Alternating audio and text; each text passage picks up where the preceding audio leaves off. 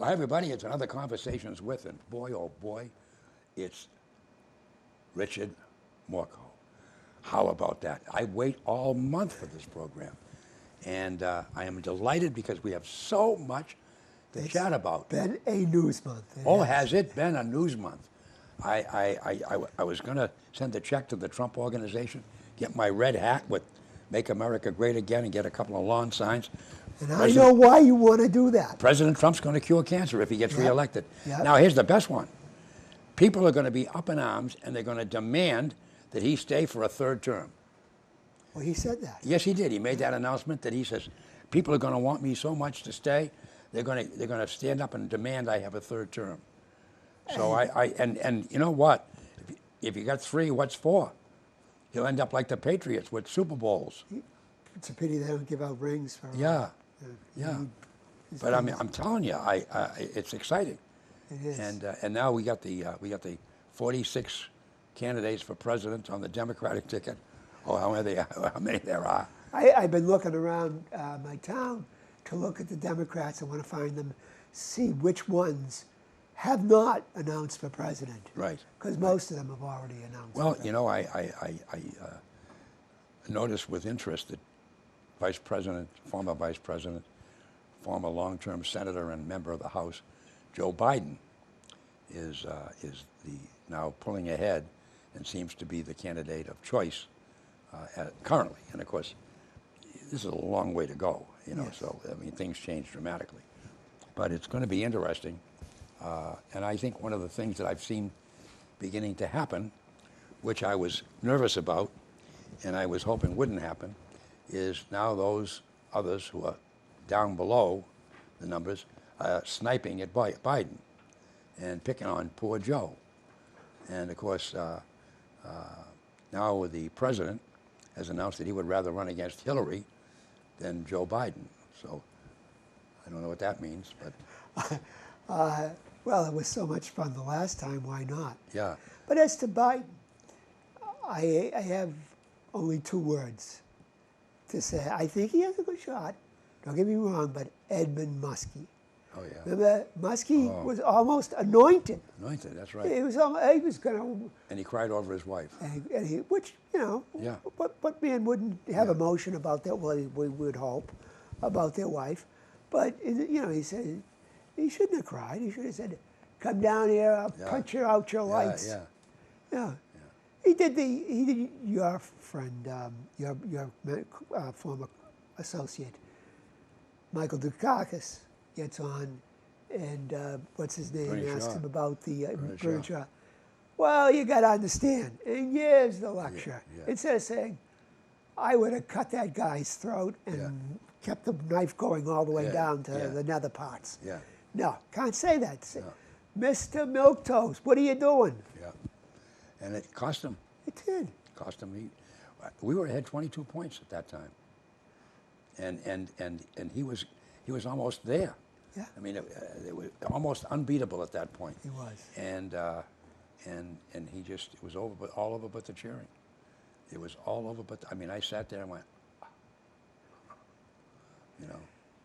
Well, you know, it's kind of likable in a way, because he didn't change for the camera. Oh, no. And he was... Michael Dukakis believed, to this day he believes, that no death penalty. Yeah, and he didn't lie about it. And that's his belief.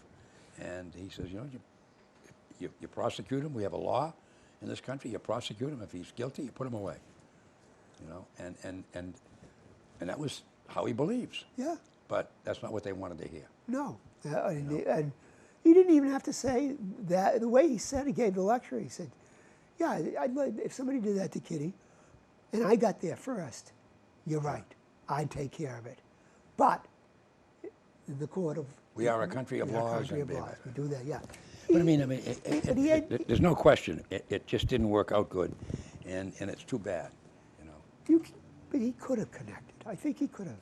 But he did, because he's giving the lecture, giving the talk. Yeah, no, there's no question. But it's going to be interesting, because one of the dilemmas, and I saw it happen to Mitt Romney, because I think Romney had a chance of being elected at one point, And he was the front runner, and they get into those debates, and his fellow Republicans just carved him up and put him in. He's out there defending himself against his own, you know. And here we are, the same thing with these people now going after Biden on every little thing he says.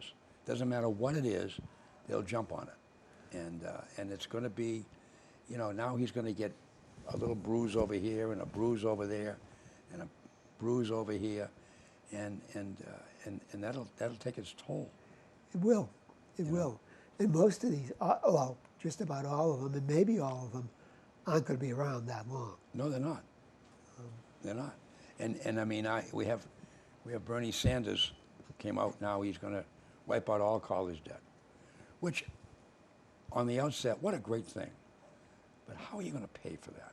And then he also says that community colleges and state universities should be free. Well, whoa, how do you do that? There's nothing free. How many professors are going to say, okay, I'm going to give up my $90,000 salary and I'll teach free? Well, do you know what he does? He points to Europe. But you know how they, because I wrote about this when for the last time he did it. What they do is say, like in Norway, you can go to college. You just have to have really excellent grades. You have to really, you know, because we're not going to educate everybody, give everybody a BA in basket weaving. Yeah. So if you know something, you really want it, you had better show us you can do it. And most of the other people know that not everybody can go to college. No. So maybe it's good to be a plumber. Maybe it's good to be a doctor, not a doctor, you know, electrician. A mason, electrician. Yeah. And We need them. Yeah. We need guys to put hot top on highways. There you go. Right. Who's more important to ask the people out there in TV land? Who is more important to the functioning of a nation? A sociology professor and a garbage man? Well, No comparison. No comparison. If that garbage man don't show up for a few weeks, You got a you'll problem. know. Yeah. There's a stink in the neighborhood. Yep. You know, and someone's got to clean it up. No, you know, it's a valid point, and I, you know, it just troubles me that, and it's going to be interesting. I mean, they broke them now into 10 groups, 10 tonight and 10 tomorrow night, but everything now, Joe Biden says they're picking on him, and that's okay, I guess, but that's not who they're running against. That's the tragedy. They're running against Donald Trump. Well, you know? And Joe, I think if Joe doesn't try to defend himself but attacks Trump, he could come through it. Oh yeah. Well, I think he's sticking to that. I think he just says, you know, you're making a big thing out of that. You know, I hug somebody, and those days that's what you did. Yeah. Now you don't do that anymore. I apologize. I'm sorry, but that's what. And he's right. That's what you used to do. Yeah. I mean, I had a great friend of mine who was a pastor of a parish, and when the scandal broke, I was sitting with him having dinner one night. Father Hoole, Andy Hoole, up in Vermont, and he said the greatest thing that's troubling me is after church every Sunday I'd go out back, lead up, and say goodbye to everybody, and I'd get hugs and handshakes, and now people go by and say hi, Father, you know, and he says it's, and I understand it, but he says, wow, he said I go back to my, after I finish and I go back and change, I go back to my rectory and sit down to have lunch. And he says, I just shake my head. Where's the love? You know, and he said, it's gone. And he said, now, I understand that. But he says, that's the tragedy. The good get blamed for the bad guys. Exactly. You It know? always, yeah. I mean, you know, I have had a terrible time. And I've got great friends who are Massachusetts state troopers. I have to be honest. There was a time when I looked at a state police car or saw a trooper and I said, wow, what a guy. Yeah.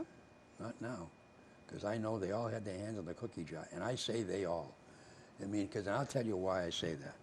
Because that was 1 year that Channel 5 took, 2016, and that was one troop, just one, and they uncovered what they uncovered, hundreds of them. And there was a list in the paper, in the Globe ran. 148 police officers on the state police earning $210,000 or more in 1 year. Now, all those guys with the gold braid on their hats and the bars on their sleeves and their shirts, one time in their life were state troopers. Yep. They knew what was going on. They Yeah. all did it, and they all knew it. And yet, they, you know, and then some of them, of course, ran for cover and retired so they could keep their pension, you know, before they could get after them. But, so now I've had a situation where I saw a trooper the other day, and it was traffic. He was sitting in his car. And I drove by and I shook my head. I said, he's not even out of his car, sitting in the car on a cell phone. And it's 60, 70 bucks an hour. And I'm saying, I wonder if he's on regular duty and he's doing the extra stuff on top of that. You know, it goes through your head. And you say, look at him sitting in the car. Instead of being out worried about traffic, you're not worried about me. You're not worried about the guy in the trench that's digging a hole. Of course not. It's on the cell phone. Yeah. You know, and I said, and I just. And they all have cell phones. Oh yeah. They're all like that. Yeah, and it was contempt, and I just felt bad. It bothered me because I know there are good, solid, dynamite state troopers who do the job and do it right. Well, I hope there are, but the sinners like to make the others sinners as well. Oh yeah. Because if they know you're sinning, they don't have to worry about you. Yeah. And then I noticed that our good friend Kellyanne Conway